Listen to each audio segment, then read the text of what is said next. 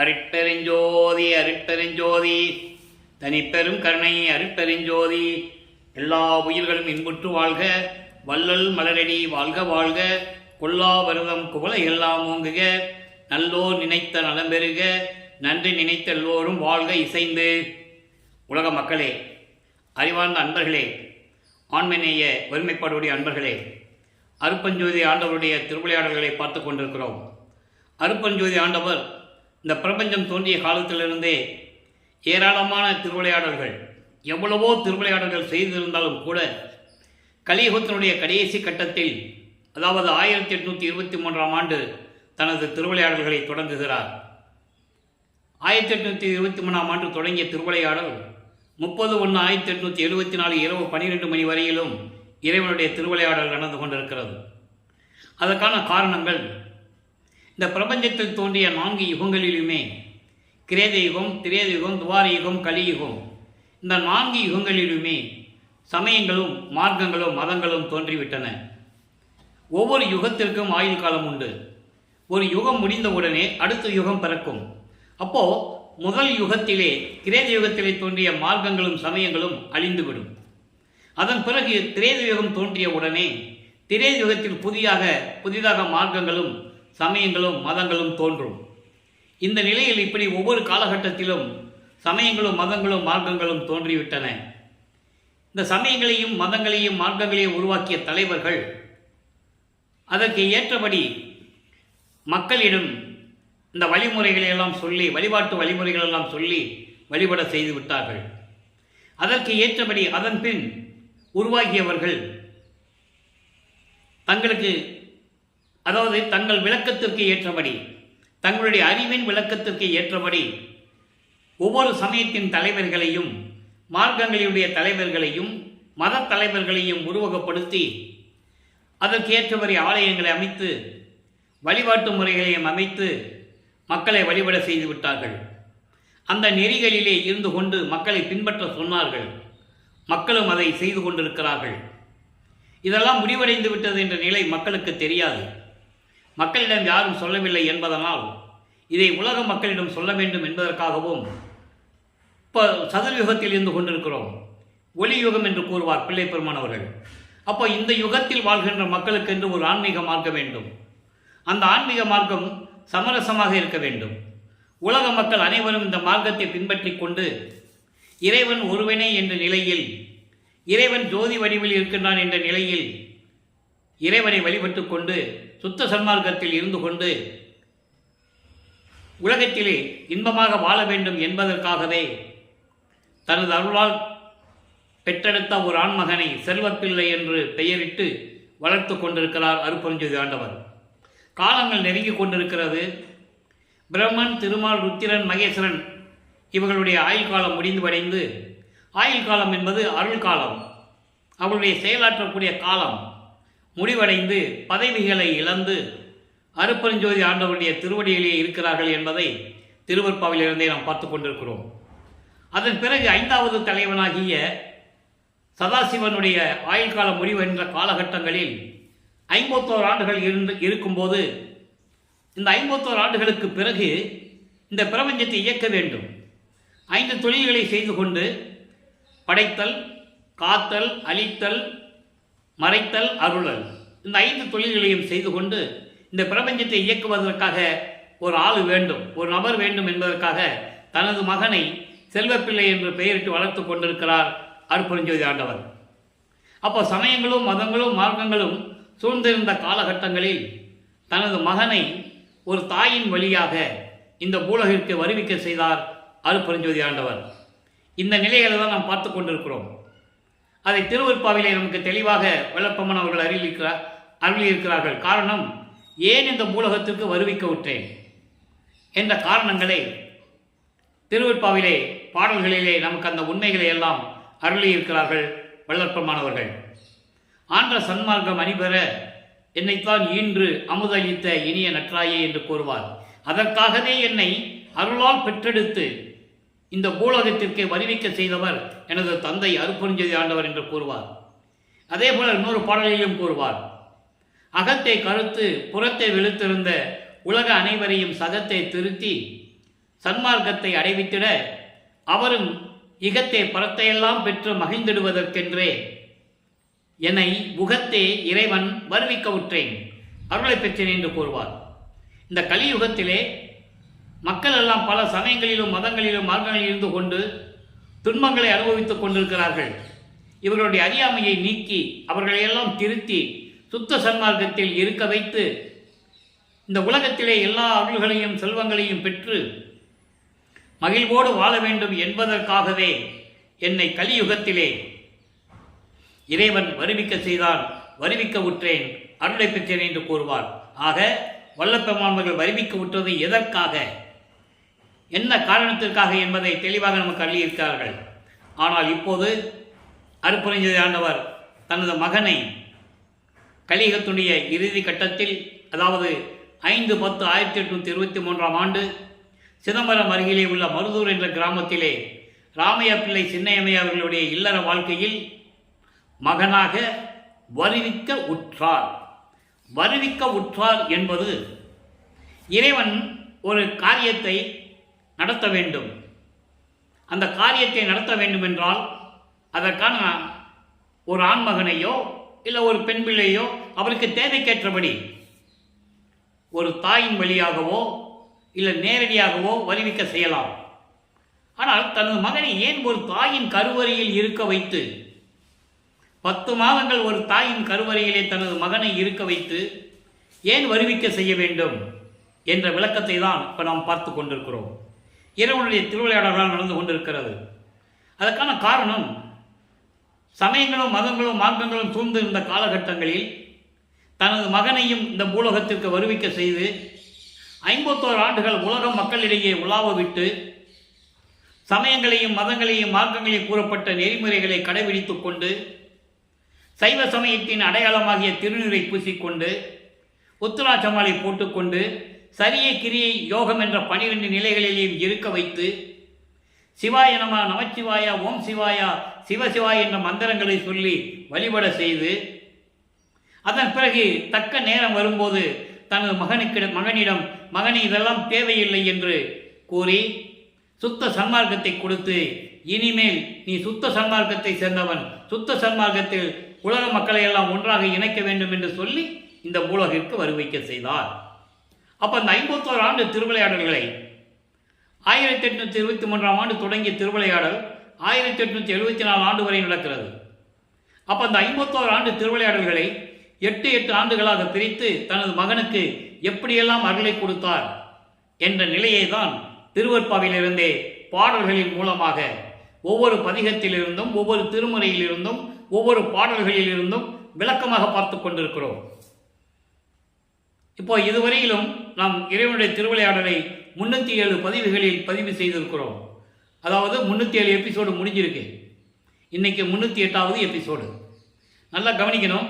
இப்போ முதலில் ஒரு தாயின் கருவறையில் இருக்கும்போது நடந்த திருவிளையாடல்களை சுருக்கமாக பார்த்து விடுவோம். நாம் ஏற்கனவே விளக்கமாக பார்த்து விட்டோம். ஒவ்வொரு தடவையும் சொல்லும்போது அந்த சுருக்கத்தை சொல்ல வேண்டியிருக்கிறது. இறைவனுடைய திருவிளையாடலுடைய சுருக்கத்தை சொல்ல வேண்டியிருக்கிறது. இது பாடல்களுக்கு முன்னால் நடந்தது, ஒரு தாயின் கருவறையில் இருக்கும்போது நடந்தது.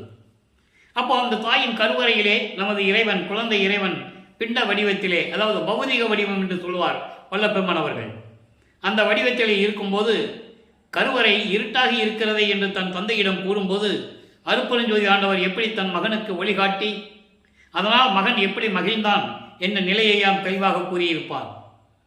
அதன் பிறகு தந்தை பசிக்கிறதே என்று கூறும்போது தனது மகனுக்கு கருவறையிலே அருளமுதம் ஊட்டியதையும், காற்றே வரவில்லை என்று கூறும்போது அமுத காற்று வீசியதையும் தெளிவாக நமக்கு அருளியிருக்கிறார்கள்.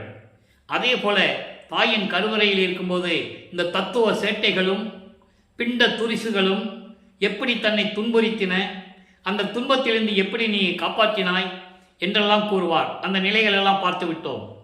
இப்போ தாயின் கருவறையிலிருந்து நேரம் வருகிறது. இந்த மண்ணுலகை நமது பிள்ளை பெருமானவர்கள் தொடும்போது மாணவர்களும் ரிஷிகளும் முனிவர்கள் எல்லாம் வாழ்த்தி வரவேற்கிறார்கள் என்பதை பாடலின் மூலமாக தெளிவாக பார்த்து விட்டோம்.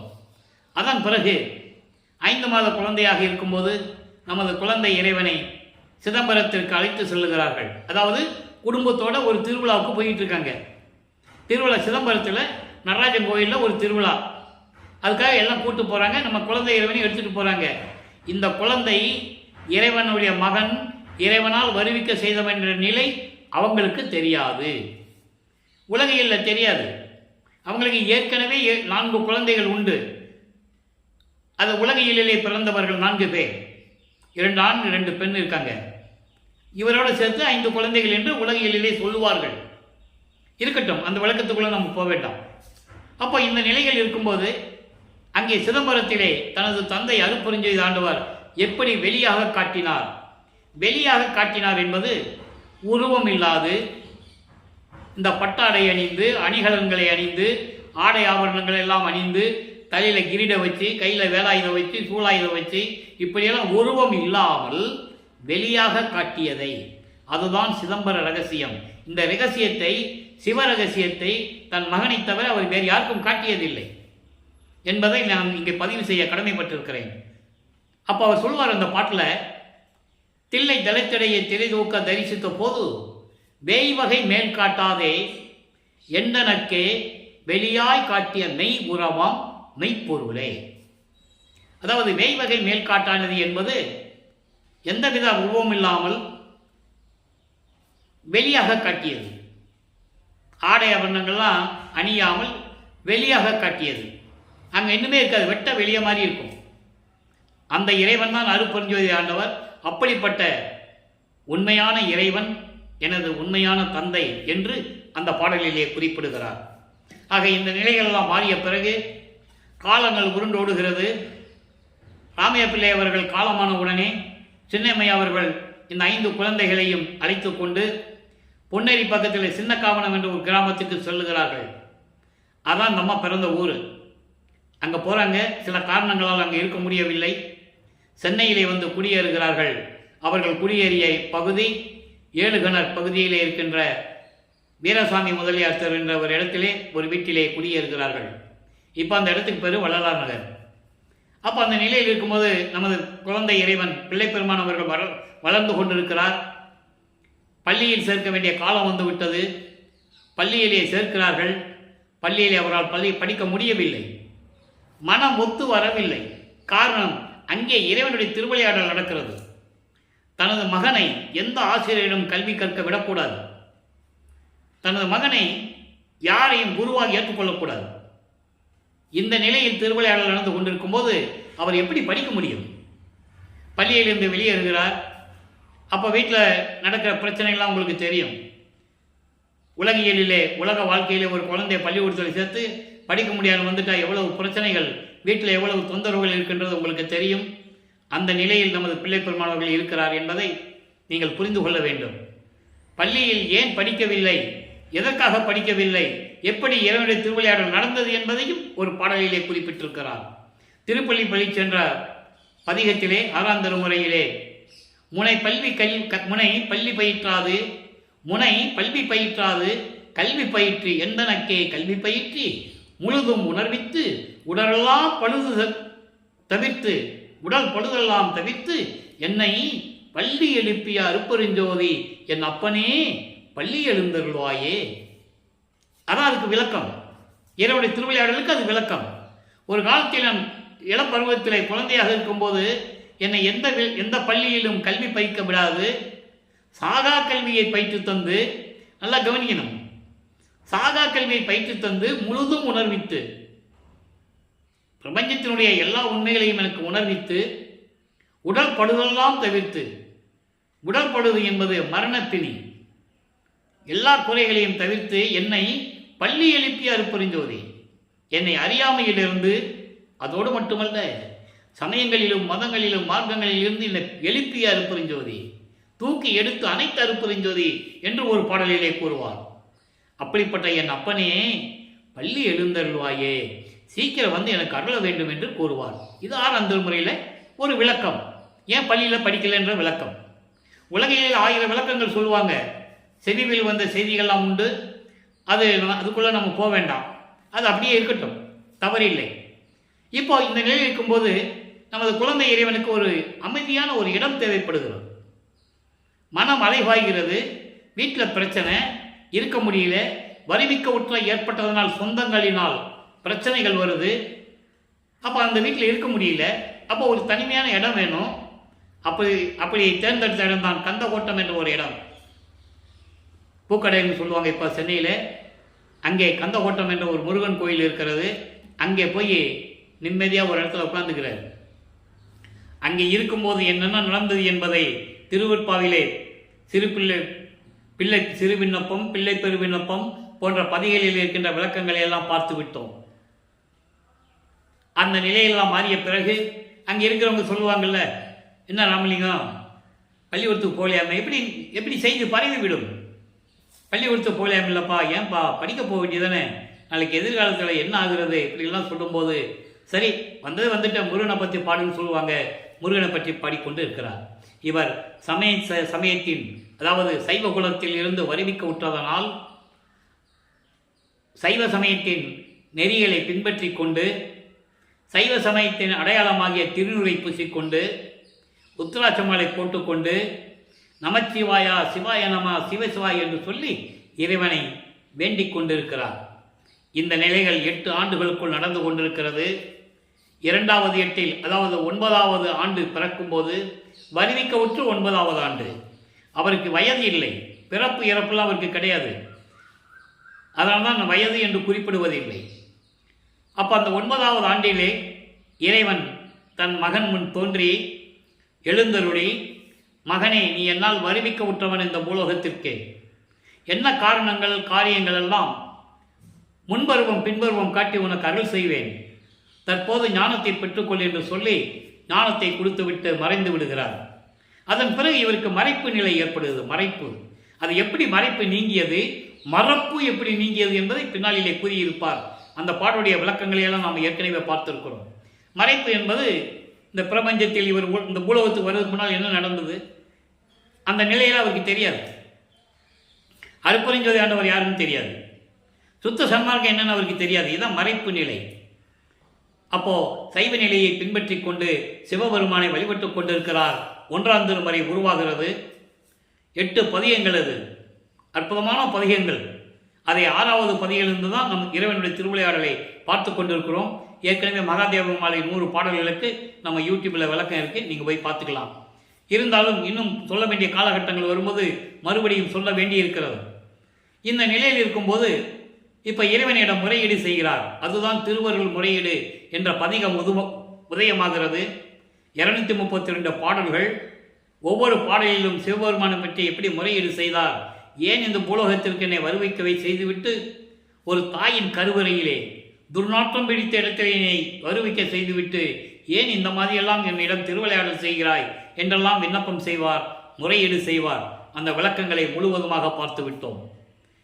அதன் பிறகு தந்தையிடம் முறையீடு செய்து எந்தவிதமான பலனும் இல்லை என்ற காரணத்தினால் அம்மையை பற்றி பாடலாம் என்று சொல்லி வடிவுடைமனை பற்றி பாடுகிறார். வடிவுடை மாணிக்க மாலை உருவாகிறது. மொத்தம் 100 பாடல்கள். இன்று 92வது பாடலுடைய விளக்கத்தை பார்க்க போகிறோம். நல்ல கவனிங்க. நன்றே சிவநெறி நாடும் மெய் தொண்டருக்கு நன்மை செய்து நின்றே நின் சேவடிக்கு உற்றே ஏவல் செய்ய நினைத்தனன் இது என்றே முடிகுவது இன்றே முடியில் இனிது கண்டாய் மன்று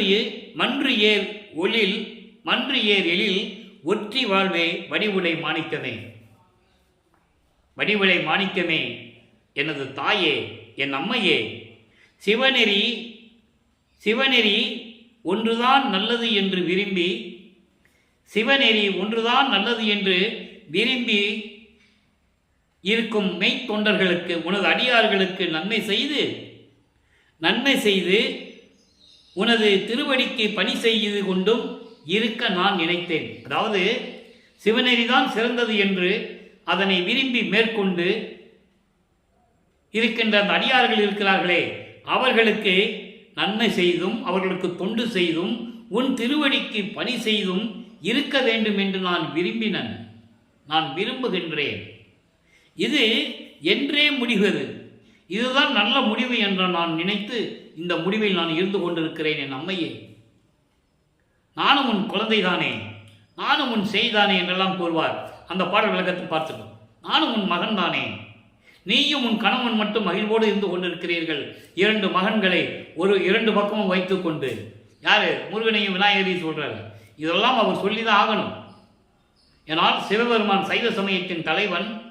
இந்த பிரபஞ்சத்தில் அவனுடைய திருவிளையாடல் எப்படி நடந்தது என்ற நிலைகள் எல்லாம் இப்போ அவருக்கு தெரிகிறது. சொல்றார், காலங்காலமாக சொல்றது தானே அது.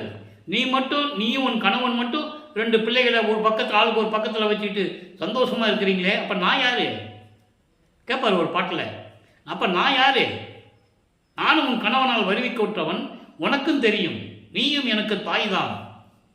எனவே அழகான வயல் நிலைகளும் நீர்நிலைகளும் பூஞ்சோலைகளும் தென்னை சோலைகளும் நிறைந்த திருவொற்றியூரிலே என் தந்தையின் பக்கத்தில் அமர்ந்து கொண்டிருக்கின்ற வடிவுடை மாணிக்கமே, என் அம்மையே, விரைவில் வந்து எனக்கு அருள வேண்டும் என்று முறையீடு செய்கிறார். ஆக தந்தையிடமும் தாயிடம் முறையீடு செய்கிறார். எந்த விதமான பலனும் இல்லை. அதன் பிறகு இப்படி இருந்தால் புரோஜனம் இல்லைன்னு சொல்லி திருவொற்றியூருக்கு தியாகராஜ பெருமானிடம் போய் முறையீடு செய்ய வேண்டும் என்று சொல்லி ஞானத்தை பெற்ற பிறகு 13வது ஆண்டில் முதல் முறையாக நமது குழந்தை இறைவன் கால் வலிக்க நடந்து, அங்கே ஏழுகிணறிலிருந்து அங்கே நடந்து தான் போகணும், திருவொற்றியூர் போகணும்னா. அப்படி நடந்து கால் வலிக்க நடந்து போய் அங்கே தியாகராஜ பெருமானை பற்றி எப்படி முறையீடு செய்கிறார் என்பதை 2ஆம் திருமுறை பாடல்களில் இருந்து பார்த்து கொண்டிருக்கிறோம். 2ஆம் திருமுறை உருவாகிறது. 113 பதிகங்கள், 1207 பாடல்கள். இதுவரைக்கும் 29 பதிகங்களுடைய விளக்கங்களை பார்த்திருக்கிறோம்.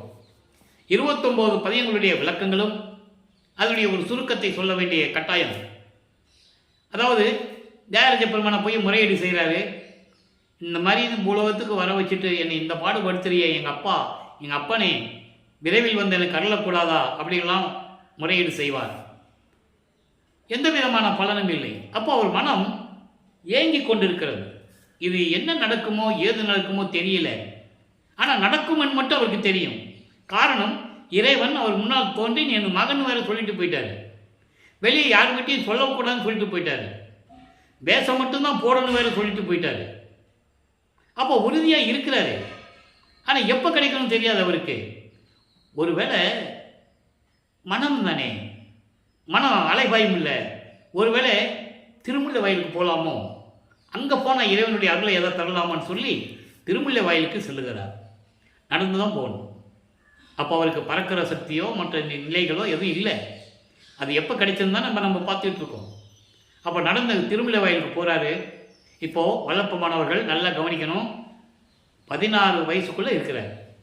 9வது ஆண்டிலிருந்து 16 ஆண்டுகளுக்குள் என்ன நடந்தது அந்த 8 வருஷத்தில், அதை இப்போ நம்ம பார்த்துக்கிட்டு இருக்கோம். இப்போ திருமுல்லை மாயிலில் போய் சிவபெருமானை வழிபடுவார். அங்கே இருக்கிற சிவபெருமான் பெயர் மாசிலாமணி. தனியாகவே அதுக்கு 2 பதிகங்கள் இருக்குது. அதனுடைய விளக்கத்தை தான் நான் உங்களுக்கு சொல்லிகிட்டு இருக்கேன். அப்போ அங்கே போயிட்டு, இது நியாயமா? அப்பா, என் அப்பனே, தந்தையே, மாசிலாமணியே, உன் பிள்ளையை இப்படியெல்லாம் நடக்க வச்சு கால் வலிக்க நடக்க வச்சு நீ வேடிக்கை பார்க்குறியே, இதுதான் உன்னுடைய அருளுக்கு அழகா? இதுதான் உன் அருளுக்கு அழகா? நான் தேடி வந்திருக்கனே. என்ன மகனே, எப்படி இருக்கிற? கால் வலிக்க நடந்து வந்தையா மகனே? ஒரு வார்த்தை கூட கேட்காம இருக்கிறியே, நீ என்ன ஊமையா? அப்படின்லாம் கேட்பார். அந்த பாடலினுடைய விளக்கங்களை படிக்கும்போது நமக்கு கண்ணில் அப்படி கண்ணீர் வரும். அவ்வளவு உருக்கமாக இருக்கும். அப்போ இந்த நிலைகள் மாறும்போது அங்கேயும் எந்த விதமான புரோஜனம் இல்லை. அப்போ திருவில்லி தாயன்னு ஒரு இடம் இருக்குது. வில்லிவாக்கத்துலேருந்து ஒரு 15 கிலோமீட்டர் இருக்கணும்னு நான் நினைக்கிறேன். சிட்டிக்குள்ளே தான் இருக்கு. போகும். அங்கே போகிறாரு. அங்கே போய் சிவபெருமானை பற்றி பாடி பாடி உருகி உருகி பாடுகிறார். கந்த துணியை கட்டிக்கிட்டு இருக்க, எனக்கு ஒரு துணியை கூட, நானும் கட்டிக்கிட்டு நிற்கிறேன். தினமும் இந்த விளக்கத்தை உங்களுக்கு நான் சொல்லிக்கிட்டு தான் இருக்கேன். ஏனென்றால் மக்கள் மனதில் பதிய வேண்டும். ஒவ்வொரு நிலைகளிலும் வல்லப்பெருமான் எப்படி இந்த பூலோகத்தில் இருந்தார் என்ற நிலையை உலக மக்களுக்கு தெரியப்படுத்த வேண்டும். அதை பாடல்களின் மூலமாக உண்மைகளை சொல்ல வேண்டும். சத்திய நிலைகளை உலக மக்களுக்கு கூற வேண்டும். சொல்றார், எனக்கு பற்றி ஒன்றும் கவலை இல்லை. நான் கால் வலிக்க நடந்து வரேன், நான் துன்பப்படுறேன், துயரப்படுறேன், இருக்கட்டும், அதெல்லாம் தாங்கிக் கொள்ளுவேன். ஆனால் இந்த உலகம் உன்னை பழித்து பேசுமே. பெற்ற மகனை தெருவில் விட்டு விட்டானே என்று சொல்லி அந்த பழிச்சொல் உனக்கு வருமே. அதற்காகத்தான் நான் பயப்படுகிறேன் என் தந்தையை விரைவில் வந்து என்னை ஆட்கொண்டு அருள வேண்டும் என்று சொல்லி முறையீடு செய்கிறார். இப்படி 29 பதிகங்களும் நம்ம முடிஞ்சு போச்சு. 30வது பதிகம் நெஞ்சு உறுத்த திருநேரிசை. அதில் இன்னைக்கு 6வது பாடல். நெஞ்சு உறுத்த திருநேரிசை என்பது மனதிடம் சொல்லுகிறார். மனம் அலைபாய்கிறது, மனதை ஒரு நிலைப்படுத்துகிறார். அந்த நிலை எப்படி நடந்தது நல்லா பாருங்க. கருதாயோ நெஞ்சே, கருதாயோ நெஞ்சே கதி கிடைக்க, எங்கள் மருதா எழில் தில்லை மன்னா, எருது ஏறும் என் அருமை தெய்வமதே, என் அருமை சத்குருவே, என் அருமை அப்பாவே என்று. மனமே, நீ இறைவனை பற்றி நினைக்கவே மாட்டாயா? உனக்கு நல்ல வழி கிடைக்கணுமே, உனக்கு கதி கிடைக்கணுமே. யார் கதி உனக்கு? இறைவன் தான் உனக்கு கதி. உனக்கு மோட்ச வீட்டுக்கு போகணும், உன்னுடைய நிலையை உயரணும், மேன்மை அடையணும். அந்த நிலையில் இருக்கும்போது நீ என்ன செய்யணும்? இறைவனை நினைக்கணும். எப்படி? காலை வாகனம் மீது வருகின்ற இறைவா, என் அப்பா, திருவற்றூரில் இருக்கின்ற எங்கள் இறைவனே, தில்லையிலே இருக்கின்ற இறைவனே, என் அருமை சத்குருவே, என் அருமை அப்பாவே என்று நீ மனதில் நினைத்து இறைவனை வணங்குவாயாக எனது மனமே. மனதிடம் சொல்லுவது போல தன்னை நிதானப்படுத்துகிறார், தன்னை சமாதானப்படுத்துகிறார். அதை நீங்கள் புரிஞ்சுக்கணும். அப்போ இந்த நிலையில் அங்கே முறையீடு செய்யும்போது வல்லப்பெருமான் அவர்களுக்கு அந்த காலகட்டத்தில் 16 ஆண்டுகள் முடிந்து விட்டது. இந்த பூலோகத்துக்கு வந்து 16 ஆண்டுகள் முடிவடைஞ்சிச்சு. எந்த விதமான புரோஜனம் இல்லை. இப்போ 3வது எட்டில் அடி எடுத்து வைக்கிறார். 3 24. இந்த 17வது ஆண்டிலிருந்து 24 ஆண்டுகளுக்குள் என்ன நடந்தது என்பதை 3ஆம் திருமுறையிலே இருக்கின்ற பாடல்களின் மூலமாக 19 பதிகங்கள் 235 பாடலுடைய விளக்கங்களை முழுவதுமாக பார்த்து விட்டோம். அதனால் நம்ம கடந்து வந்துட்டோம். அதனுடைய ஒரு சுருக்கம். இப்போ காலங்கள் உருண்டோடுகிறது, காட்சிகள் மாறுகிறது. இப்போ தியாகராஜ பெருமானை பற்றி பாடும்போது அங்கே இறைவன் காட்சி கொடுக்கிறார். காட்சி கொடுக்கறதோடு சரி, மறைந்து விடுறார். எந்த விதமான ஆக்ஷன் இல்லை இறைவனிடம். முகபாவனை எதுவுமே கிடையாது. சும்மா காட்சி கொடுக்குறாரு, இவர் பார்க்குறாரு, மறைந்துறாரு. அப்போ அவருக்கு ஒரு நம்பிக்கை வருது, புத்துணர்ச்சி வருது, ஒரு நியூ எனர்ஜி இருக்கிற மாதிரி. இப்போ இறைவனை பார்த்தாச்சு, காட்சி கொடுத்துட்டாரு, ஆனால் அருளை கொடுக்கல.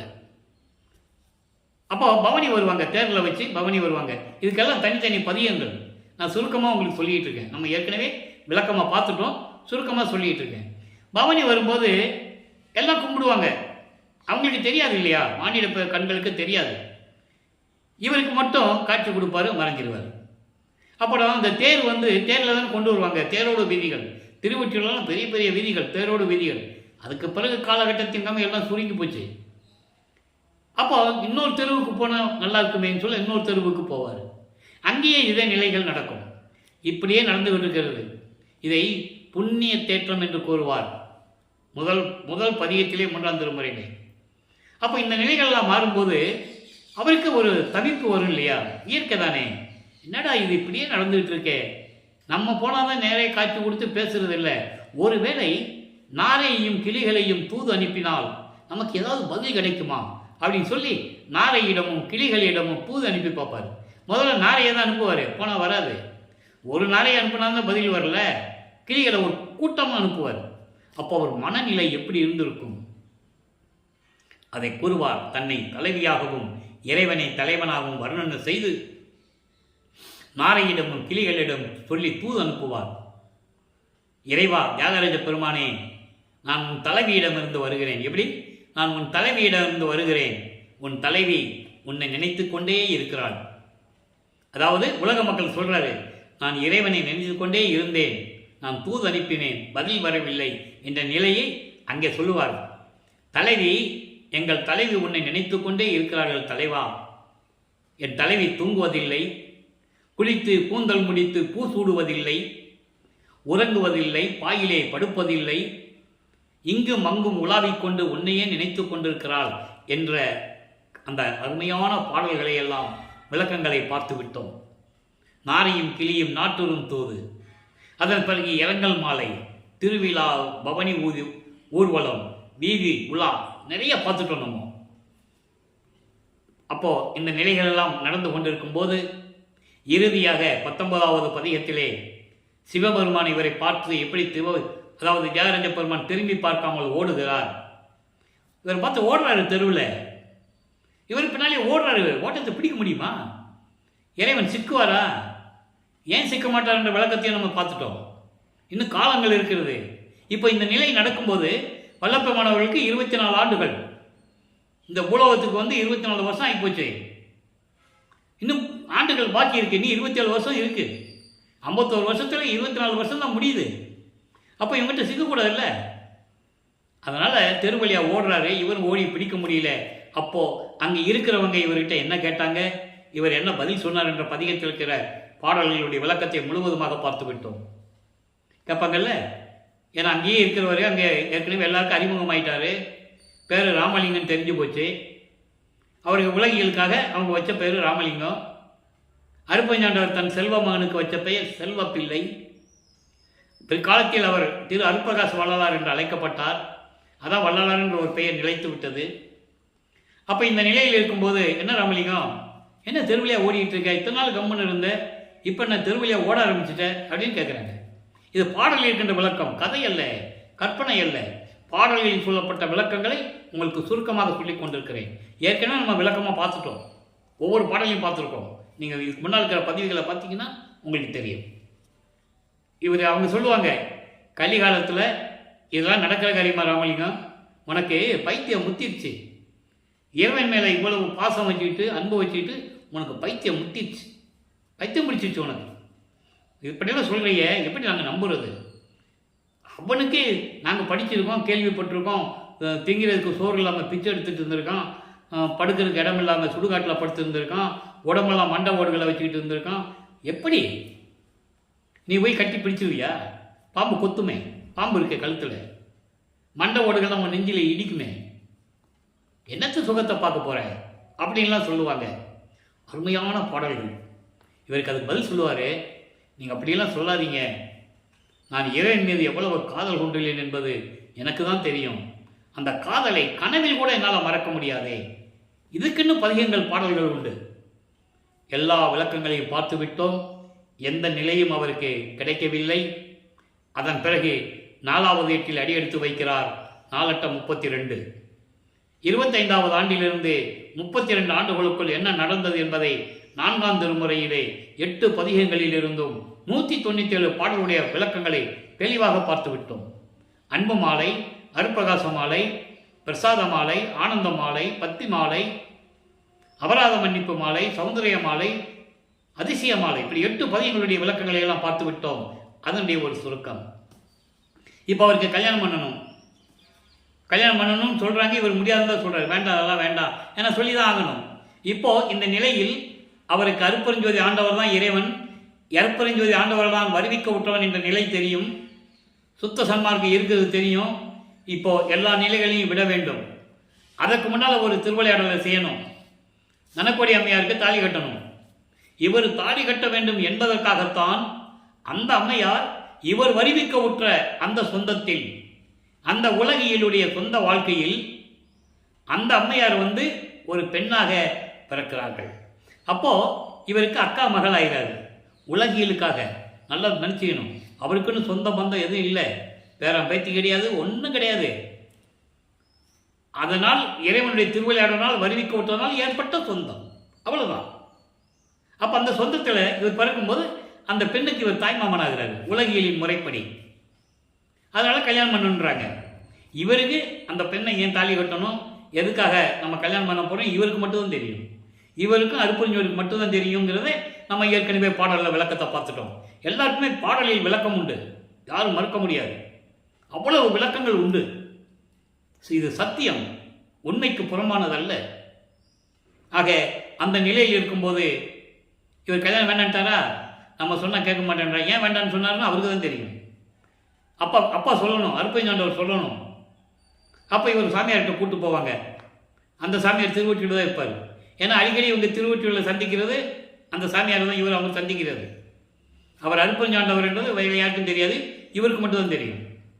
அவரை நீ கல்யாணம் பண்ணிக்கோ அப்படின்னு சொல்லிடுவாங்க.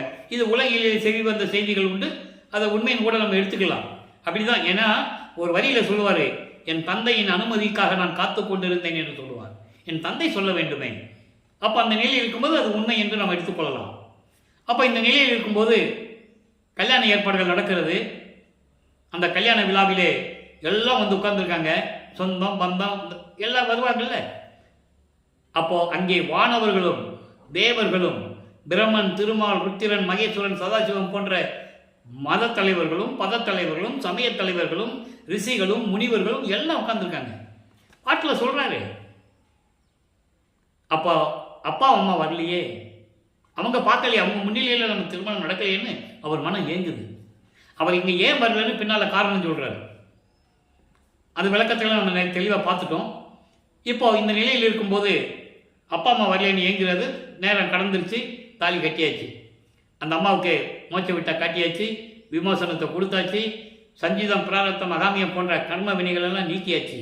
இது இறைவனுடைய திருவிளையாடல் என்பதை நீங்கள் புரிந்து கொள்ள வேண்டும்.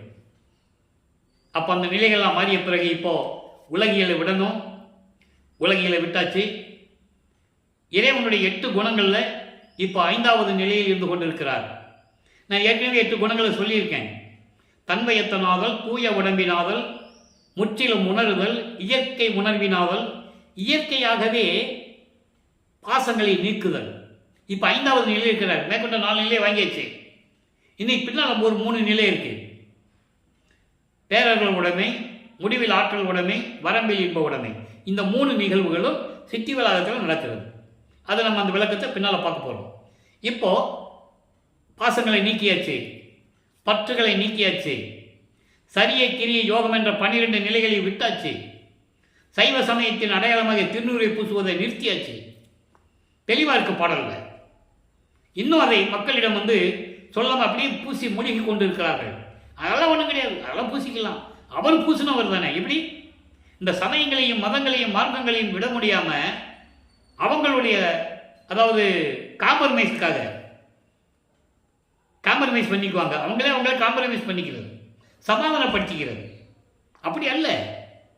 திருநீர் பூசுவது சமயங்களையும் மதங்களையும் மார்க்கங்களையும் சார்ந்த ஒரு அடையாளம். தெளிவாக சொல்றாரு. சுத்த சன்மார்க்கத்துக்கு வரும்போது அது தேவையில்லை என்பதை அவங்க அப்பாவே அருப்புஞாண்டவரே சொல்றாரு. இனிமேல் உனக்கு தேவையில்லைன்னு சொல்றாரு. அப்போ சுத்த சன்மார்க்கத்தில் முக்கிய தடைகள்னு சொல்றாரு. விண்ணப்பங்களே இருக்கு. ஒரு எத்தனையோ தடவை படிக்கிறாங்க, ஆனால் மக்களிடம் சொல்லுவதற்கு அவங்களுக்கு மனம் இல்லை. எல்லாம் உடைய அருட்பெருஞ்சோதி அற்புத கடவுளே, இது தொடங்கி எக்காலத்தும் சுத்த சன்மார்க்கத்தின் முக்கிய தடைகள். சமயங்கள், மதங்கள், மார்க்கங்கள் என்பவற்றின் ஆசார சங்கற்ப விகற்பங்கள். சங்கற்ப விகற்பங்கள் என்பது இதான் அடையாளங்கள். திண்ணு பூசிக்கிறது, உத்தராட்சமலை போட்டுக்கிறது, குத்து விளக்கு ஏற்றுறது, ஊதுவத்தி கொடுத்துறது, தேங்காய் உடைச்சி வாழைப்பழம் வச்சு வெத்தலை பாக்கு வச்சு கும்பிடுறது, நமச்சிவாயா சிவாய நம ஓம் சிவாய நமன்னு சொல்லி கும்பிடுறது, இதெல்லாம் மதங்களையும் சமயங்களையும் சார்ந்தது. அதில் இருந்துக்காங்க, உங்களுடைய சுதந்திரம் என்று சொல்றார். ஆனால் சுத்த சன்மார்க்கத்துக்கு வந்தா இப்படிதான் இருக்கணும்னு சொல்றாரு. அதான் ரொம்ப முக்கியம்.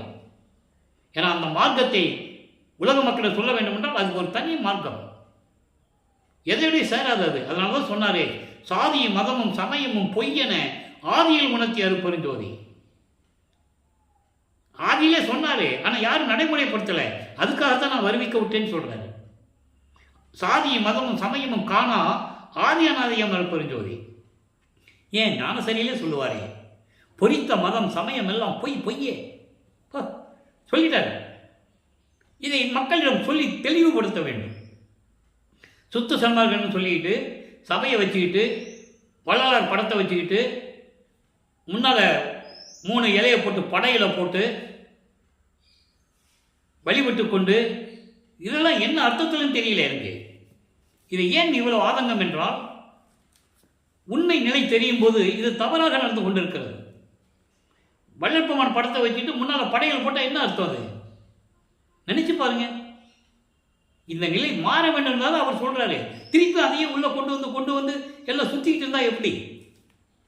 அதான் சங்கற்ப விகற்பங்கள். இந்து கோயிலையும் இந்து சமயங்களையும் செய்வாங்க. அது அவங்களுடைய முறை. வாழையில போட்டு படையல் போட்டு எல்லாம் சாமி கும்பிடுவாங்க. அது அவங்களுடைய பழக்கம். அந்த மார்க்கத்துக்குரியது, அந்த சைவ சமயத்திற்குரியது, மதங்களுக்குரியது. ஒவ்வொரு மதத்திலும் ஒரு வழிபாடு உண்டு.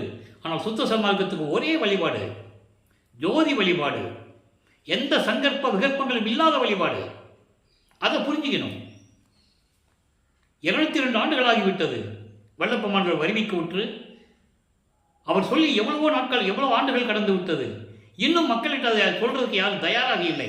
அதுதான் உண்மை, அதுதான் சத்தியம், யாரும் மறுக்க முடியாது. ஆக இந்த நிலையில் இருக்கும்போது இப்ப என்ன பண்ணிட்டாரு, எல்லாத்தையும் விட்டாச்சு. இந்த விளக்கங்கள்லாம் சொல்லும்போது அதெல்லாம் சொல்ல வேண்டிய கடமை இருக்கிறது. அதனால தான் சொல்லுகிறேன், காழ்ப்புணர்ச்சி அல்ல, வேண்டுமென்று சொல்லுவதல்ல. ஆனால் ஆதங்கம் உண்டு. சுத்த சன்மார்க்க நெறிகளை மக்கள்கிட்ட யாரும் சொல்லலையே, அந்த ஆதங்கம் உண்டு. அப்போ இந்த நிலையில் இருக்கும்போது நம்ம பாடல்களுக்குள்ள வந்துடுவோம். இந்த நிலையில் இருக்கும்போது வெள்ளாடை அணிந்து கதவை தாப்பா போட்டு பூட்டிட்டார். இனிமே எங்கேயும் போகிறதில்லை. திருவொற்றியூருக்கு சரி, திருமுல்லை வாயில் நான் எங்கேயுமே போக போகிறதில்லை. சிவபெருமானை வழிபட்டு என்னத்தை கண்டேன் நான்? இந்த சமயங்களையும் மதங்களையும் மார்க்கங்களையும் வச்சுக்கிட்டு நான் என்னத்தை கண்டேன்? ஒரு லாபமும் கிடையாதுன்னு சொல்லுவார். எங்கே பேர் உபதேசம் பண்ணும்போது, சித்தி விழாத்தில் பண்ணும்போது சொல்லுவார். அந்த விளக்கத்தை நம்ம பின்னால் விரிவாக பார்ப்போம். இப்போ நமக்கு நேரம் பத்தலை. எவ்வளவோ விளக்கங்கள் இருக்குது அன்பர்களே.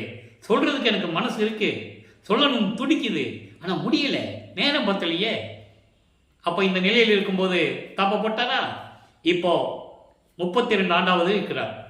இந்த பூலகத்துக்கு வருவிக்க விட்டு 32 ஆண்டுகள் முடிய போகுது. இப்போ அருட்பெருஞ்சாண்டவர் வருகிறார். விண்ணுலக சுத்த சிவஞான வெளியிலிருந்து பூலோகத்திற்கு எழுந்தருளுகிறார். தெருவழியாக நடந்து வருகிறார். ஏன் நடந்து வந்தார் என்ற விளக்கத்தையும் சொல்லியாச்சு. நேராக போய் நின்னோம்னா அவன் சாந்தமடைய மாட்டான், அவன் மனம் சாந்தமடையாது, ஏகப்பட்ட கோபத்தில் இருக்கிறான் மகன். அதனால் அப்படி போகக்கூடாதுன்னு சொல்லி தான் தெருவழியாக நடந்து போகிறார். அதையும் சொல்லுகிறார். எனது தந்தை எப்படிப்பட்ட திருவடிகள், செந்தாமரை போன்ற மலர் போன்ற மென்மையான திருவடிகள் இந்த மண்ணிலே கூழாங்கல்லையும் முள்ளிலையும் நடந்து வந்து காலெல்லாம் சிவந்து போய் எப்படியெல்லாம் அவர் கால் வலிக்குமோ, ஐயோ என் தந்தை கால் வலிக்க வந்து நான் பூட்டிய கதவை, தெருக்கதவை திறந்து ஒரு கால் உள்ள வச்சு ஒரு கால் வெளியே வச்சு எப்படியெல்லாம் அருளை கொடுத்தார் என்பதை அருட்பிரகாச மாலை 100 பாடல்களில் இருக்கின்ற விளக்கத்தை தெளிவாக பார்த்து விட்டோம். இப்போ வராரு, மாமகனை கூப்பிடுறாரு. ஒரு கால் உள்ள இருக்கு, ஒரு கால் வெளியே இருக்கு. இவர் உள்ள கூப்பிடுறாரு. உள்ள வாங்க தந்தையே. இல்லை நீ வா. ஏன்னா அவருக்கு தெரியும் உள்ள போனால் இவன் பூட்டிக்குவான்னு தெரியும். பூட்டான திரும்பி வெளியே வர முடியாது. இன்னும் 19 வருஷம் பாக்கி இருக்கு, இன்னும் திருவிளையாடல பாக்கி இருக்க. அப்போ இவரை கூப்பிட்டு எல்லா அருளையும் கொடுத்துட்டாரு. எல்லா அருளையும் வாங்கிட்டாரு. ஏமசக்தி, முத்தேகம், மரண பெருவாழ்வு எல்லாம் வாங்கியாச்சு. அருட்பெருஞ்சோதி வாங்கணும், சுத்த சன்மார்க்கத்தை வாங்கணும், சாகா கல்வியை கற்றுக்கணும். இவர் அப்பா வந்து மகனோட சேர்ந்துக்கணும். அப்பாவோட வந்து மகன் சேர்ந்து தான் நம்ம சித்தி வளத்தில் பார்க்க போகிறோம், மேட்டுக்குப்பத்தில் பார்க்க போகிறோம். இப்போது இந்த நிலையில் இருக்கும்போது இப்போ வல்லப்பெருமானார்கள் 5வது எட்டில் இருக்கிறார். 33வது ஆண்டிலிருந்து 40 ஆண்டுகளுக்குள் என்ன நடந்தது? இப்போ வெள்ளாடை அணிந்த பிறகு, எல்லா அருளையும் பெற்ற பிறகு, இப்போ சாகா கல்வியை கற்றுக்கணும், சுத்த சன்மார்க்கத்தை வாங்கணும். நேராக தத்துவங்களை கடந்து, அந்தங்களை கடந்து, வெளிகளை கடந்து பறந்து சென்று கொண்டு இருக்கிறார் சுத்த சிவஞான வெளிக்கு.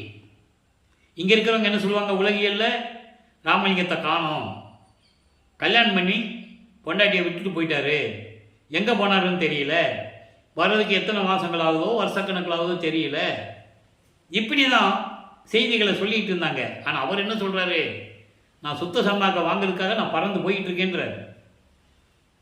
முதலாக 33வது ஆண்டில் அங்கே அண்டங்களை கடந்து, வெளிகளை கடந்து, பரவெளி, பரம்பரவெளி, பராபரவெளி, பெருவெளி, சுகவெளி, எத்தனையோ வெளிகள் எல்லாத்தையும் கடந்து போயிட்டு இருக்கிறாரு.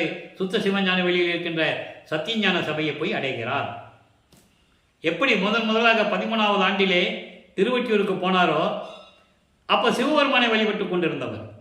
அது வேற மார்க்கம், அது சைவ மார்க்கம், சைவ சமயத்தினுடைய மார்க்கம். அது இப்போ சுத்த சன்மார்க்கம். அப்போ 33வது ஆண்டில் அங்கே மேலே போயிட்டு இருக்கிறார். போய் மகனை வரவேற்கிறார். அங்கே வெளியே தேவர்கள் எல்லாம் எப்படி நின்றுட்டு இருந்தாங்க, பிரம்மன் திருமாலாம் முகம் வாடி போய் எப்படி நின்றுட்டு இருந்தாங்கன்ற விளக்கங்களை எல்லாம் பாடல் இருந்து பார்த்துட்டோம். அவங்க சத்தியஞான சபைக்குள்ள போக முடியாது, படிக்கு கீழே தான் நிற்கணுன்ற விளக்கத்தையும் நம்ம பார்த்துட்டோம். சத்தியஞான சபைக்குள்ள போகணுன்னா எந்த உயிரையும் கொலை செய்திருக்கக்கூடாது, ஜீவகானிய ஒழுக்கத்தில் இருந்திருக்கணும், உயிர் இறக்க இருந்திருக்கணும். இந்த நிலைகள்லாம் இருக்குது. அதனால தான் அந்த சத்தியஞான சபையை வடலூரில் உருவாக்கி உலக மக்களுக்கு அருளி கொலையும் கொலையும் தவிர்த்தவர்கள் தான் உள்ளே வரணும்லாம் சொன்னார். ஏன்னா தேவர்களுக்கே அந்த கதி. அதனால் மனிதர்களே நீங்கள் நல்லா புரிஞ்சுக்காங்கன்னு சொன்னார். புரியுதா உங்களுக்கு? அந்த விளக்கத்தை நம்ம பின்னால் பார்ப்போம். இப்போது மகனை வரவேற்று, மகனை இந்த ஆடைகளை எல்லாம் கலைத்து விட்டு புனித நீராடி புத்தாடை அணிந்து அணிகலன்கள் அணிந்து மங்கள கோலத்துடன் வருவாயாகன்னு சொல்லுவார். சவலம் செய்து கொண்டு வருவார்கள் சொல்லுவார் ஒரு பாட்டில். முக சவரம் செஞ்சு நல்ல பொலிவோட வான்னு சொல்லுவார். பாடலில் இருக்கு அன்பர்களே. அவருக்கு நேரம் இல்லாமையோ வேணும்னு மக்களுக்கு சொல்லலை. அதை நீங்கள் நல்லா புரிஞ்சுக்கணும். ஏன்னா மக்கள் மனதில் பதிய வைக்க முடியவில்லை யாராலையும். எல்லா புராணங்களில் நடந்த திருவிளையாடல்களை சொன்னார்கள். ஆனால் இது இறைவனுடைய திருவிளையாடல்னு யார் சொன்னது? அதான் இங்கே சிக்கல் வந்துச்சு. மக்களுக்கு விலைக்கு சொல்லியிருக்கணும். அந்த நிலையில் இருக்கும்போது நிறைய விளக்கம் சொல்லணும்னு ஆசை இருக்குது, மனசு துடிக்குது. ஆனால் முடியல, நேரம் இல்லை நமக்கு. நான் எப்பயுமே திருவருட்பாவை பற்றி பேசும்போது சமய நூல்களையோ புராணங்களையோ மற்றவர்களையோ பற்றி நான் பேசுவதில்லை. ஏன்னா திருவருட்பாவை அவ்வளோ விளக்கம் இருக்குது. பிரபஞ்சத்தின் உண்மைகள் பூரா இங்கே இருக்குது. வேற எதுக்கு மற்றவர்கள் பற்றி பேசணும் இல்லையா? இப்போ அந்த நிலையில் இருக்கும்போது மகனை சுத்த சன்மார்க்கத்தை பெற்றுக்கொள் கொடுக்கிறார். இனிமேல் இது என் மார்க்கம் அல்ல, உன் மார்க்கம். சாகா கல்வியை கற்றுத்தருகிறேன், கற்றுக்கொள் என்று சொல்லி சாகா கல்வியை கற்றுக் கொடுக்கிறார். இவரும் கற்றுக்கொள்ளுகிறார் என்பதை பாடல்களில் இருக்கின்ற விளக்கத்தை பார்த்து விட்டோம். இந்திரனும் பிரம்மனும் திருமாலும் எப்படி முகம் வாடி போய் முகத்தில் கோபத்தை வச்சுக்கிட்டு நமக்கு கிடைக்காத பாக்கியம் இருக்கு, கிடைச்சிருச்சே அப்படின்ற நிலையெல்லாம் எப்படி யோசிச்சுக்கிட்டு இருந்தாங்க என்ற நிலைகள் எல்லாம் நம்ம ஏற்கனவே பார்த்துட்டோம். அப்போ இந்த நிலையில் எல்லாம் பெற்றுக்கொண்டு பூலோகத்திற்கு திரும்புகிறார். நம்மளை எல்லாம் படைத்து காத்து கொண்டிருக்கின்ற இறைவன் அருட்பெருஞ்சோதி ஆண்டவராகிய வல்லற்பமானவர்கள். இன்னும் அருட்பெருஞ்சாண்டவர் ஆகலை, புரியுதா உங்களுக்கு? ஆனால் நம்ம சொல்லிக்கலாம், தப்பே இல்லை. அவர் அருட்பெருஞ்சாண்டவர் தான். அதனுடைய விளக்கத்தை நம்ம பின்னால் பார்க்க போகிறோம். இப்போ எழுந்தெழும்போது நேரம் சிதம்பரம் தான் போகிறாங்க. அப்படியே வானத்திலிருந்து பறந்து வந்து சிதம்பரத்தில் போய் நிற்கிறார். எழுந்தருளுகிறார். மாட்டு வண்டியில் போகல, சென்னையிலேருந்து மாட்டு வண்டியில் போகல, நடந்து வரல, அதெல்லாம் ஒன்றும் கிடையாது. அதான் சொல்கிறேனே, எவ்வளவோ விளக்கங்கள் சொல்ல வேண்டியது இருக்குது. அது நம்மளால் முடியலை, நேரம் இல்லை நமக்கு. நம்ம இருக்கிற விளக்கத்தை மட்டும் பார்ப்போம். அப்போது அந்த கருமொழியில் வீட்டு உரிமையாளரும் அந்த பரசுராமனை பார்த்துக்கிறாங்க. அப்போ போகும்போது அவர் விளக்கம் சொல்கிறாரு. உடனே அந்த உரிமையாளர் வெங்கட ரெட்டியார் வந்து கூப்பிட்டு வந்து கருங்கொழியில் அவர் வீட்டில் ஒரு ரூமை நல்லா சுத்தம் பண்ணி அவர் உட்கார வச்சுருந்தார். இது நடக்கக்கூடியது, இப்படி தான் நடக்கணும். இறைவனால் அருளப்பட்டது. தந்தையும் மகனும் பேசுனது. கருமொழியில் இப்படி தான் இருக்கணும், இத்தனை வருஷம் இருக்கணும், அப்புறம் இப்படியெல்லாம் தர்மசாலைக்கு போகணும், இதெல்லாம் வந்து ஏற்கனவே திட்டமிட்டது. அப்போ கருமொழியிலே 9 ஆண்டுகள் அங்கே உறைவிடமாக கொண்டுள்ளார் நமது இறைவன் வல்லப்பெருமானவர்கள். அங்கே இருக்கும்போது தந்தையும் மகனும் அருட்பெருஞ்சாண்டவரும் இவரும் எப்படியெல்லாம் உரையாடினார்கள், அங்கே இருந்து கொண்டு எப்படியெல்லாம் அருளை பெற்றுக் கொண்டார் என்பதை பாடலின் மூலமாக நம்ம தெளிவாக பார்த்து விட்டோம். இப்போ வல்லப்பெருமானவர்கள் 6வது எட்டில் இருந்து கொண்டிருக்கிறார். 6வது எட்டு என்பது 48. இப்போ 48 ஆண்டுகள், அதாவது 41 ஆண்டிலிருந்து 48 ஆண்டுகளுக்குள் என்ன நடந்தது என்பதை இப்போ நம்ம லைவாக பார்த்துட்டு இருக்கோம். இப்போது ஜீவகாருண்ய ஒழுக்கம் உருவாகணும். அதுக்கு தந்தையும் மகனும் பேசுகிறாங்க, எங்கே இடம் பார்க்குறது. அப்போது பார்வதி மக்கள்கிட்ட வந்து வல்லப்பெருமாள் பேசுகிறார். சாமி தானே, கொடுத்துடலாம்ப்பா, கொடுத்துட்றாங்க. அப்போது கருமொழியை விட்டு விடைபெறுகிறார். தான் இருந்த இடத்திற்கு தண்ணீரால் விளக்கரித்த எல்லாம் என்ற ஒரு பெயரை ஏற்படுத்திவிட்டு விடைபெறுகிறார். தர்மசாலைக்கு வருகிறார். ஏன்னா ஜீவகாருண்ய ஒழுக்கம் மக்களுக்கு சொல்லணும்னா ஒரு தர்மசாலை வேணும். தர்மசாலை என்பது 2 விளக்கங்கள் நான் ஏற்கனவே கொடுத்துட்டேன்.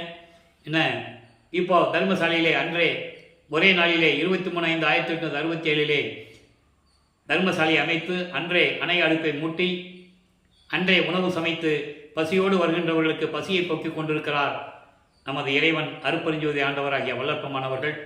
அதன் பிறகு 1869ஆம் ஆண்டு நீதிமன்றத்திலே அந்த வழக்கை எப்படி எதிர்கொண்டார்.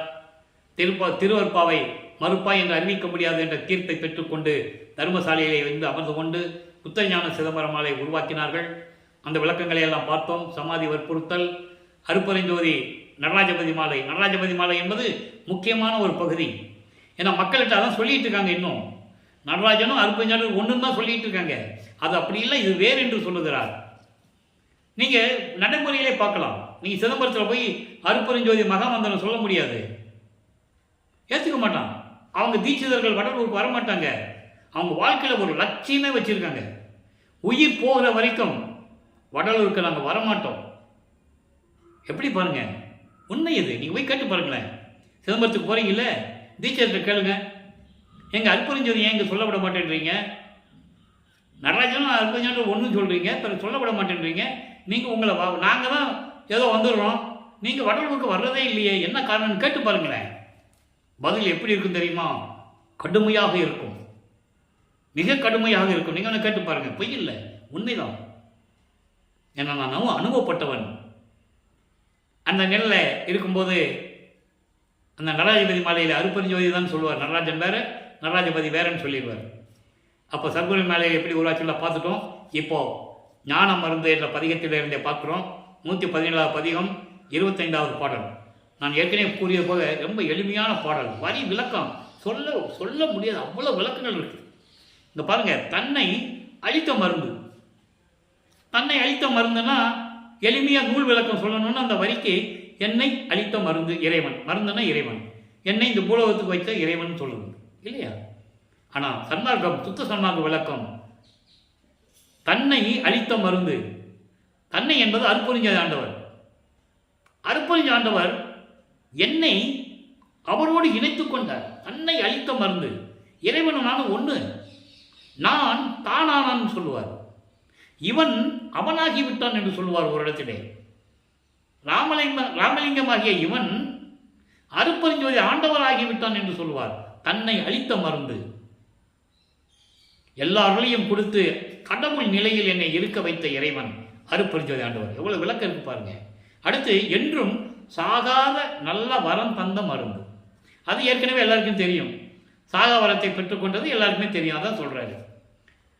பொன்னடி ஈந்த மருந்து. பொன் அடி ஈந்த மருந்து. பொன்னடி என்பது இறைவனுடைய திருவடி. அதை பாடலில் சொல்லுவார். நான் ஒரு திண்ணையில் போய் படுத்திருந்தேன், தெரியும் அவருக்கு அப்பா வருவாருன்னு தெரியும். ஆனால் தூங்குற மாதிரி நடிப்பார். மகன் தூங்குற மாதிரி நடிக்கிறான்னு அவருக்கும் தெரியும். இவர் அந்த பக்கம் படுத்துக்கிட்டு தன்னுடைய காலை இவர் தலைமையில வைப்பார். இவர் தட்டி விடுவார். 3வது தடவை வைக்கும்போது இவரால் தட்ட முடியாது. சரி, இனிமேல் ஏமாற்ற முடியாது அப்பா கிட்டன்னு சொல்லி எந்திரிச்சு உட்காந்துருவார். அந்த திருவடி எப்படிப்பட்ட திருவடி? ஆடும் சேவடி, ஆடுகின்ற சேவடி. எல்லாருமே நீங்க பார்த்துருப்பீங்க. சிவபெருமான் என்ன பண்ணுவார்? இடது காலை தூக்கி வலது காலை ஊனி இருப்பார். நடராஜன் என்ன பண்ணுவார்? இடது காலை தூக்கிட்டு வலது காலை ஊனி இருப்பார். அது நடனமாடக்கூடிய திருவடிகள், ஆடுகின்ற சேவடி. அதுக்குன்னு ஒரு தனி விளக்கமே இருக்கிறது. வலது காலை தூக்கி இடது காலை ஊன்றி மகனுக்கு நடனமாடி காட்டியது. இது அருட்பெருஞ்சோதி ஆண்டவருடைய நடனம் பாடலிலே உண்டு. இந்த நிலையில் தான் ஆடுகின்ற சேவடி என்று சொல்லுவார். அப்படி அந்த பொன்னடியை என் தலைமையில வைத்த இறைவன் அருள் போனகம் தந்த புனித மருந்து. அருள் போனகம் என்பது அருள் அமுதம். அருள் அமுதம் என்பது அதான் பின்னால் சொல்லிட்டாரு, புனித மருந்து. சுத்த சன்மார்க்கத்தை கொடுத்த இறைவன், சுத்த சன்மார்க்கத்தின் தலைவன், எனக்கு சுத்த சன்மார்க்கத்தை கொடுத்த இறைவன் சொல்றாரு. அதான் அருள் போனகம், அருள் அமுதம், சுத்த சன்மார்க்க அமுதம், ஞான அமுதம், மெஞ்ஞான அமுதம் என்று எப்படி வேணாலும் நீங்கள் எடுத்துக்கலாம். இப்போ 147 அனுபவ மாலை நேரம் நெருங்கி கொண்டிருக்கிறது. 92வது பாடல். அனுபவ மாலை என்பது ஏற்கனவே விளக்கம் சொல்லியிருக்கேன். தன்னை மனைவியாகவும் இறைவனை கணவனாகவும் நினைத்து தோழியிடம் சொல்லுவது போல உலக மக்களுக்கு சொல்லுவது. கவனிங்க. சாதி சமயங்களிலே வீதி பல வகுத்த. சாதி சமயங்களிலும், சாதிகளிலும், மதங்களிலும், சமயங்களிலும், மார்க்கங்களிலும் வீதி பல வகித்த. வீதி என்பது வழிமுறைகள், நெறிமுறைகள். ஒவ்வொன்றுக்கும் ஒரு நெறிமுறை உண்டு. இப்படி பல நெறிமுறைகளை வகுத்த சாத்திர குப்பைகள். இதை மக்களிடம் சொல்ல வேண்டும். சாத்திர குப்பைகள் சொல்லிட்டார் எல்லாத்தையுமே. சாத்திர குப்பைகள் எல்லாம் பாத்திரம் அன்று எனவே. இதெல்லாம் சாத்திர குப்பைகள். மக்களுக்கு எந்த விதமான பலனும் இல்லை, தகுதி இல்லை. அதான் பாத்திரம் என்று சொல்கிறார். எந்த விதமான பலனும் இல்லை என்று, எந்த விதமான பலனும் இல்லை என்று ஆதியில் என் உள்ளத்திலிருந்தே அறிவித்த பணியே. ஆதியில் இருந்தென்றால் என்ன? பிரபஞ்சம் தோன்றிய காலத்தில் இருந்தே என் உள்ளத்தில் இருந்து அறிவித்தபடியே. இதெல்லாம் அதுக்கு முன்னால் அவருக்கு மறைப்பு நிலை இருந்தது. அதான் நான் முதல்ல சொன்னேன், மறைப்பு நிலையை காட்டின்னு சொன்னேன். மறைப்பு கொடுத்துட்டாருன்னு சொன்ன இறைவன். அப்போ அவரால் சொல்ல முடியாது. இப்போ சொல்றாரு, ஏனாதான் எனினும் யான் அம்மை என்னின் அடியே நான் அறிந்தேன், இதயம் அலர்ந்தேன். இப்படியெல்லாம் சொல்வார் தெரியுமா? நான் ஒவ்வொரு யுகத்திலும் இருந்தவன் என்று சொல்லுவார். அதான் சொல்றாரு, ஆதியில் என் உள்ளத்தில் இருந்து அறிவித்தபடியே. இதெல்லாம் சாத்திர குப்பைகள் மகனே, இதனால் எந்த விதமான பலனும் இல்லை என்று ஆதியில் இருந்து என் உள்ளத்தில் அறிவித்தபடியே அன்பால் இன்று உண்மை நிலை அறிவிக்க அறிந்தேன். சுத்த சன்மார்க்கத்தை பெற்ற பிறகு மகன் என்ற உரிமையோடு எனக்கு அறிவித்ததனால் நான் அறிந்து கொண்டேன். எவ்வளவு விளக்கம் பாருங்க. அப்படி சொல்லிட்டு பின்னால் சொல்லுவார் பாருங்க, ஓதி உணர்ந்தோர் புகழும் சமரச சன்மார்க்கம் உற்றேன். எல்லாரும் புகழ்ந்து சொல்லக்கூடிய அளவிற்கு உயர்ந்த நிலையில் இருக்கின்ற சமரச சுத்த சன்மார்க்கத்தை பெற்றேன். அருமையா சொல்லிட்டாரா? அப்போ அவர் சுத்த சிவஞான வெளியிலே சுத்த சன்மார்க்கத்தை பெற்றதை இங்க சொல்லுகிறார். எல்லாரும் பார்க்கும்படி எனக்கு சுத்த சன்மார்க்கத்தை கொடுத்ததை நான் பெற்றுக்கொண்டேன். சிற்சபை காண பெற்றேன். அதான் சத்தியஞான சபையை நான் பார்த்து விட்டேன்.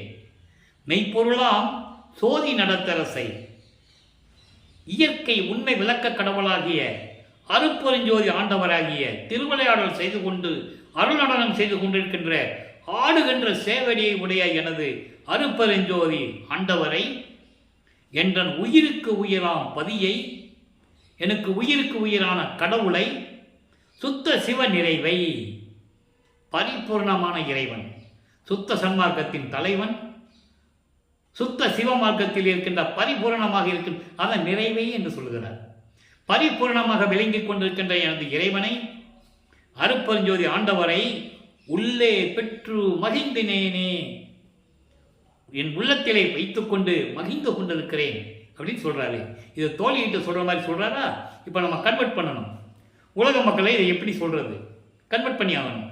அப்போ உலக மக்களே, இந்த சாதிகளிலும் சமயங்களிலும் மார்க்கங்களிலும் மதங்களிலும் பல நெறிகள் எல்லாம் வகுத்து, ஒவ்வொரு மதத்துக்கும் ஒரு நெறி உண்டு.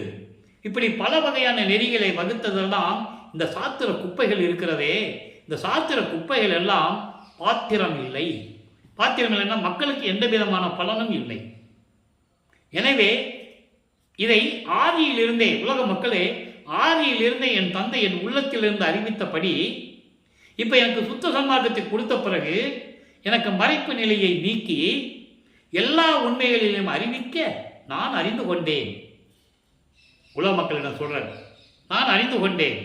இதை அதாவது படிக்கின்றவர்களும் இதை உணர்ந்தவர்களும் புகழும்படி சமரச சுத்த சன்மார்க்கத்தை நான் பெற்றுக்கொண்டேன். என் தந்தையிடமிருந்து நான் பெற்றுக்கொண்டேன். சிற்சபையை காண பெற்றேன். சத்தியஞான சபையில் நான் கண்ட காட்சிகள் எல்லாம் எப்படி இருந்தது சொல்லுமா, சொல்ல முடியாது என்று சொல்லுவார். அந்த பாடலுடைய விளக்கத்தை எல்லாம் பார்த்துட்டோம். நம்ம இங்க சிம்பிளா சொல்றேன், ஒரே வரியில, சிற்சபையை காண பெற்றேன். மெய்ப்பொருளாம் இயற்கை உண்மையான விளக்க கடவுளை, அருட்பெருஞ்சோதி ஆண்டவரை, உலக மக்களே, நான் என் உயிருக்கு உயிராக நேசிக்கக்கூடிய எனது இறைவனை, எனது தந்தையை, சுத்த சிவ சன்மார்க்கத்தின் தலைவனை நான் உள்ளத்திலே ஏற்றுக்கொண்டு மகிழ்ந்து கொண்டிருக்கிறேன். உலக மக்களே, நீங்களும் சுத்த சன்மார்க்கத்துக்கு வாருங்கள், இறைவனை உங்கள் உள்ளத்தில் ஏற்றிக்கொள்ளுங்கள் என்று சொல்கிறார். இறுதியாக ஒரே ஒரு விளக்கம் நண்பர்களே, 52வது பதிகத்திலே பொது நடம். இந்த பாடலாம் நம்ம ஏற்கனவே சொல்லியாச்சு. இருந்தாலும் இன்றைக்கு இந்த அனுபவ மாலைக்கு ஏற்ற ஒரு பொருள் அங்கே இருக்கிறது, ஒரு விளக்கம் இருக்கிறது. இறைவன் அறிவித்தபடி நான் உங்களுக்கு விளக்கம் கூறுகிறேன், அவ்வளவுதான். அதை சொல்லும்போது மகனே இதையும் சொல்லுன்னு சொல்றேன். இப்ப பாருங்க, அந்த 15வது பாடல பாருங்க, என் பிழை அனைத்தும் பொறுத்து. என்ன பிழை செஞ்சார் அவரு? சமயங்களிலும் மதங்களிலும் மார்க்கங்களிலும் தெரியாமல் இருக்கும்போது செய்த அந்த தவறுகள், நமச்சிவாயன் சொன்னது, சிவாயனமன் சொன்னது, சிவபெருமான் சொன்னது, அதெல்லாம் சுத்த சன்மார்க்கத்துக்கு தேவையில்லாதது. அப்ப அந்த பிழைகளை எல்லாம் பொறுத்து அருள் புரிந்து என் இதயத்தில் இருந்த குருவே, குருன்னு சொல்லிட்டாரா? அதனால்தான் இவர் அங்க பள்ளிக்கூடத்தில் சேர்க்கும்போது இறைவன் திருவிளையாடல் செஞ்சது. என் மகன் யாரையும் குருவாய் ஏற்றுக்கொள்ளக்கூடாதுன்னு. இப்ப இறைவனை மட்டும்தான் குருவாய் ஏற்றுக்கொள்வார். அதை சொல்றதுக்கு தான் இந்த பாடல். குருவே அன்புடைய அரசே அப்பனே என்றன் அம்மையே அருப்பெருஞ் ஜோதியே. அடுத்து சொல்வார் பாருங்க, இன்புறு நிலையில் ஏற்றிய துணையே. இன்புறு நிலை, இன்புறு நிலை என்பது கடவுள் நிலை. கடவுள் நிலை அறிந்து அம்மையமாகக்கூடிய நிலை. அந்த நிலையில் என்னை ஏற்றிவிட்ட என் அப்பனே, என் தந்தையே, என் உயிர் நாதனே, என்னை பொன்புனை மலை புனைந்த ஓர் பதியே. பொன் புனை மாலை புனைந்த, மலை இல்ல மாலை, பொன் புனை மாலை புனைந்த என்பது உன்னால் வரிவிக்கப்பட்ட அந்த தேகம் இருக்கிறதே, அதை பொன் தேகம் மாற்றி, பொன் தேகம் என்பது சுத்த தேகம், சுத்த தேகத்தை கொடுத்த எனது இறைவனே. ஆக இறைவன் அருளை பெற்றதை சொல்லுகிறார், தேகத்தை பெற்றதை சொல்லுகிறார். பொது நடம் புரிகின்ற பொருளே. பொது நடம் என்பது சத்தியஞான சபை. சத்தியஞான சபையில் இருந்து கொண்டு எங்க அந்த சத்தியஞான சபை இன்னும் இந்த நிகழ்ச்சிகள்லாம் பார்க்கும்போது இங்கே சத்தியஞான சபை அவர் கட்டலை, நல்லா புரிஞ்சுக்கணும் நீங்கள். அதுக்கப்புறம் தான் எங்கே கட்டுற அதை விளக்கத்தை நம்ம பின்னால் பார்க்க போகிறோம். அப்போ இந்த நிலையிலே சுத்த சிவஞான வழி இருக்கின்ற சத்தியஞான சபையிலே திருவிளையாடல் செய்து கொண்டிருக்கின்ற இறைவனே அருப்பெருஞ்சோதியே என்று சொல்லி நமக்கு அருளி இருக்கிறார்கள். ஆக அன்பர்களே, இன்று பார்த்த திருவிளையாடல்களுடைய பதிவில் எல்லா விளக்கங்களும் உங்களுக்கு புரிஞ்சிருக்கும் என்று கருதுகிறேன். எப்படியெல்லாம் திருவிளையாடல் நடக்கிறது? தன் மகனை ஒரு தாயின் கருவறையிலே இருக்க செய்து 10 மாதங்கள் அந்த சிறையிலே அடைத்து இந்த பூலோகத்திற்கு வருவிக்க செய்து இந்த 51 ஆண்டுகளிலும் ஒவ்வொரு 8 ஆண்டுகளிலும் எப்படி திருவிளையாடல் நடந்தது என்ற விளக்கங்களை தான் நாம் பார்த்து கொண்டிருக்கிறோம். அதை நீங்கள் புரிஞ்சுக்கணும். அப்போ இப்படியெல்லாம் திருவிளையாடல் நடந்து கொண்டிருக்கிறது, இன்னும் திருவிளையாடல் தொடர்கிறது. எனவே அன்பர்களே, நீங்கள்லாம் சுத்த சன்மார்க்கத்தில் இணைந்து இறைவனை வணங்கி அருப்பெருஞ்சோதி அருப்பெருஞ்சோதி தனிப்பெருங்கனை அருப்பெருஞ்சோதி மகாமந்திரம் சொல்லி ஜோதி வழிபாடு செய்து சைவ நெறியில் இருந்து கொண்டு கொலையும் புலையும் தவிர்த்து இறைவனை வணங்கி என்னுடைய செல்வங்களையும் அருள்களையும் எல்லாவற்றையும் பெற்றுக்கொண்டு இந்த வையகத்தில் நீங்கள் வாழ்வாங்கு வாழ வேண்டும், நோயற்ற வாழ்வில் நீங்கள் வாழ வேண்டும் என்று சொல்லி இறைவனுடைய தயவோடையும் கருணையோடையும் கூறி இந்த வள்ளலார் மொழியின் விடைபெறுகிறேன். மீண்டும் நாளை சந்திப்போம். நன்றி, வணக்கம். அருப்பெருஞ்சோதி அருப்பெருஞ்சோதி தனிப்பெருங்கனை அருப்பெருஞ்சோதி. நாளையும் இறைவனுடைய திருவிளையாடல் தொடரும். கண்டு மகிழ்ந்து இறைவனுடைய அருளை பெற்றுக்கொள்ளுங்கள்.